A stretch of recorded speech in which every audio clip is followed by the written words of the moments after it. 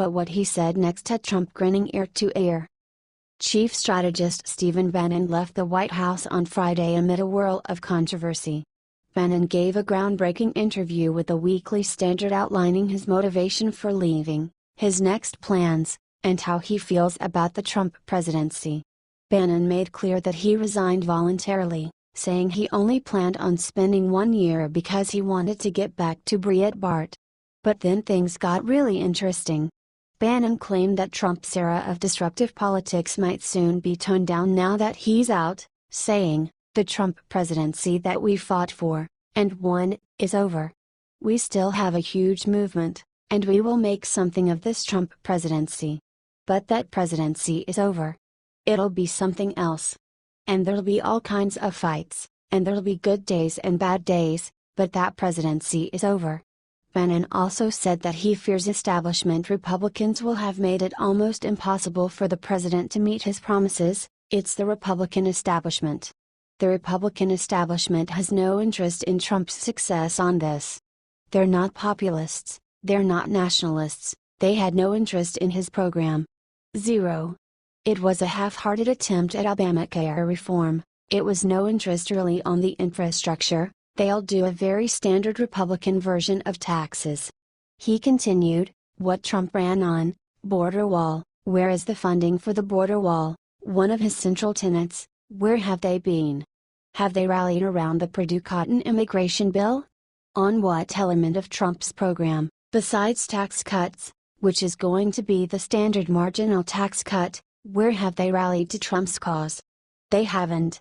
This is a huge problem for the president, who, with a Republican-controlled House and Senate, has seen key pieces of legislation stalled due to infighting." Bannon, for his part, will continue fighting on the president's behalf, and is eager to get back into the ring. "I feel jacked up. Now I'm free. I've got my hands back on my weapons."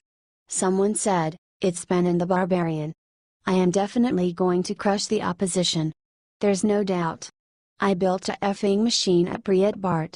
And now I'm about to go back, knowing what I know, and we're about to rev that machine up. And rev it up we will do." Trump just released his ultimate weapon.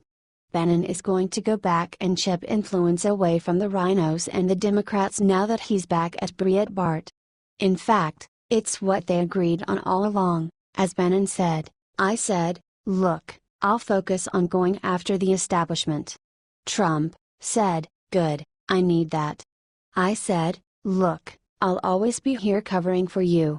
The swamp won't be drained in a day, but with Trump on the inside, and Bannon on the outside, it will get done. Share if you agree." H/T Weekly Standard.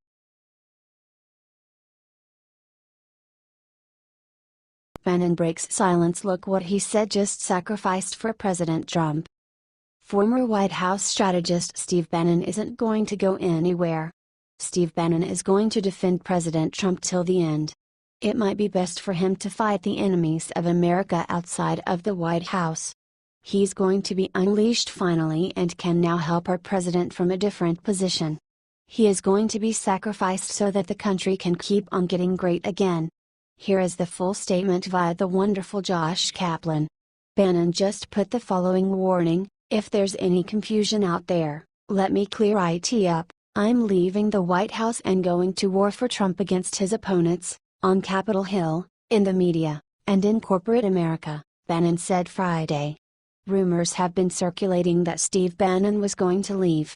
On Friday, Bannon clarified those rumors by plotting to thermonuclear against globalists that are attacking Trump from the inside, according to BuzzFeed. Matt Drudge worked to remove Steve Bannon, that is the reality, said former Trump campaign advisor Sam Nunberg. WHO regularly talks with Bannon. And I hope Matt is happy because his work helped Bannon not be in the West Wing, but it helped Democrats and people that didn't vote for Trump be in the West Wing. Let's give a big thank you to Mr. Bannon. He served well against the swamp. He's going to be able to help Trump more from the outside. Share this if you are looking for Mr. Bannon's return to Breitbart. Let's show our support for all the hard work he did to get Trump elected. Remember what Bannon said at CPAC. Thanks for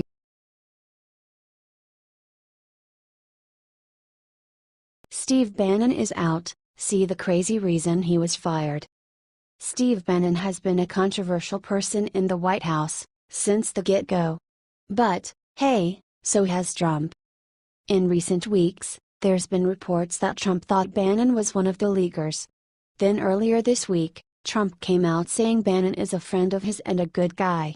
But he seemed to hedge, when he noted that Bannon came on very late in the campaign. Well, he's gone now. He just resigned as Trump's chief strategist.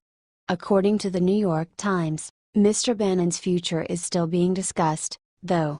Someone close to Bannon has said the departure was Bannon's idea, and that he had submitted his resignation on August 7. It was allegedly supposed to be announced earlier this week, but that was delayed because of the events in Charlottesville, VA. Courtesy of ABC News, via YouTube.com, timing is everything, though. The announcement of his resignation comes just 2 days after Bannon gave an interview challenging military action against North Korea as a viable option. Of course, President Trump as well as Tillerson and General Mattis would all say differently. Do you think it was time for Bannon to go? Comment your answer, then share so all your friends are in the know. H/T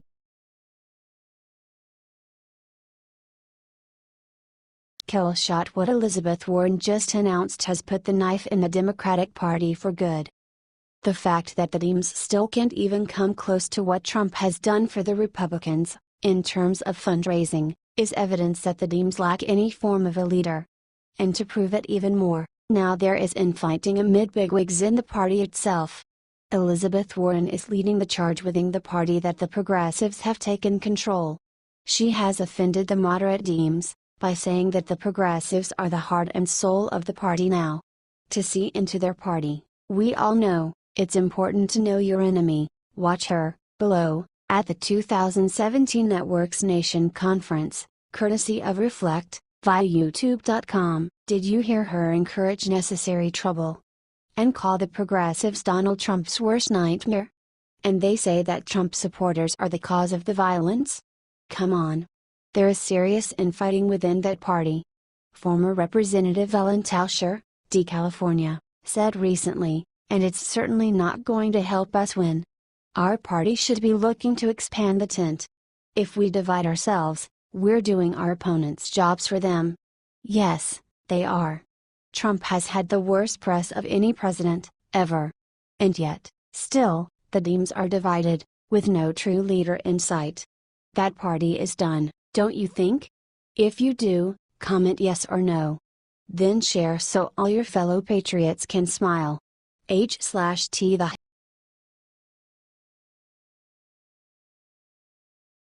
Liberals freaking out after what President Trump just said about. President Donald Trump has sent his condolences to the victims of the terrorist attack in Barcelona, Spain in a tweet. However, it was not this tweet that had everyone talking. The first one was the classic motivational support for our allies. Just take a look below. However, it was the second tweet, also below, that broke the left. See? However, soon after he wrote another tweet that totally triggered the liberals and the leftist fake news media. This is the one that really drove them insane. The story that President Trump tweeted about is not new to those that have followed him since the very beginning. The story is best told from him at his rally in Charleston, North Carolina in 2016. The liberals are extremely triggered by this right now, stating that this story is fake and that it promotes mass murder of Muslims. Even though it's a story about becoming tough and destroying the enemy. The story seems to have been written for the first time in 1927 Chicago Daily Tribune article that described Pershing sprinkling some Muslim prisoners with pig's blood, which the juramentados believed would condemn their souls.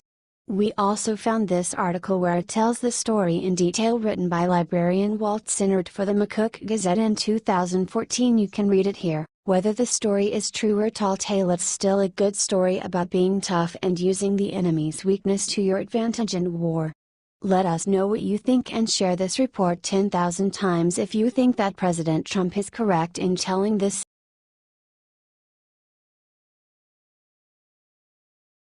Cherno CNN. The sick thing Blitzer just said about Barcelona terror proves Trump was totally right.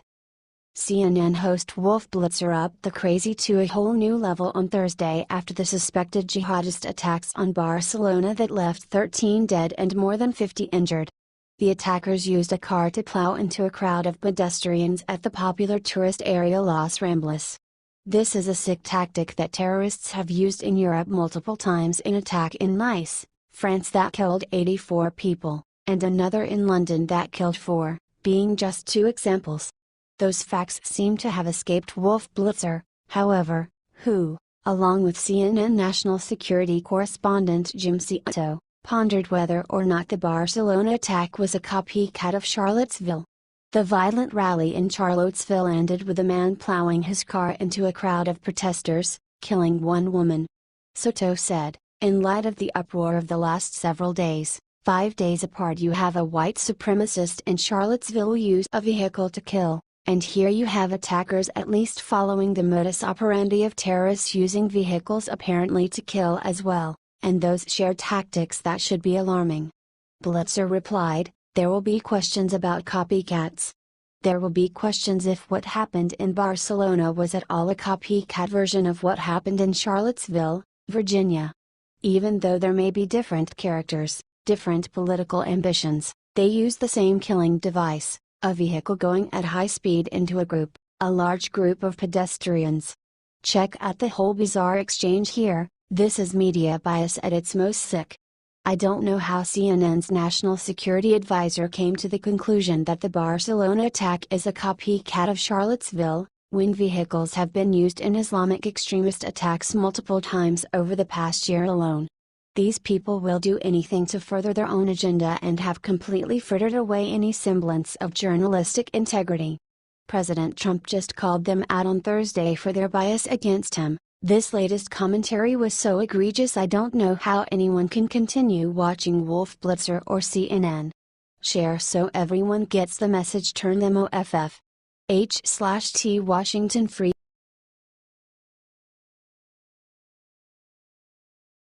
Right after this senator called for Trump assassination, she got hit with a huge dose of karma. Democratic Missouri State Senator Maria Chappelle Nadal said she hoped President Trump would be assassinated in a Facebook comment on Thursday. Her comment was quickly deleted, but other users saved a screenshot while it was still up. Chappelle Nadal admitted to posting the comment in an interview with the St. Louis Post-Dispatch, but added, "I didn't mean what I put up. Absolutely not. I was very frustrated. Things have got to change." Fellow Democrats were not sympathetic and called for her resignation. U.S. Senator Claire McCaskill said, "I condemn it. It's outrageous. And she should resign." U.S. Representative William Lacey Clay said, "Calling for the assassination of the president is a federal crime. She is an embarrassment to our state. She should resign immediately." Missouri Democratic Party Chair Stephen Weber said, "The party will absolutely not tolerate calls for the assassination of the president. I believe she should resign." Missouri Senate Democratic Caucus leader Senator Gina Walsh said, "She should be ashamed of herself for adding her voice to this toxic environment. You know it's bad when even the Democrats are saying you took it too far." Despite her colleagues urging her to resign, Chappelle Nadal said, "I am not resigning. What I said was wrong, but I am not going to stop talking about what led to that, which is the frustration and anger that many people across America are feeling right now." Christina Schmidt, the special agent in charge of the Secret Service's St. Louis office, said that the service is looking into this. "This is the state of politics that we're in right now, folks, where elected officials are now publicly hoping for the president to be assassinated. It's getting real ugly out there. We know the MSM isn't going to advertise this story, so that's why we're asking you to share. H/T St. Louis Post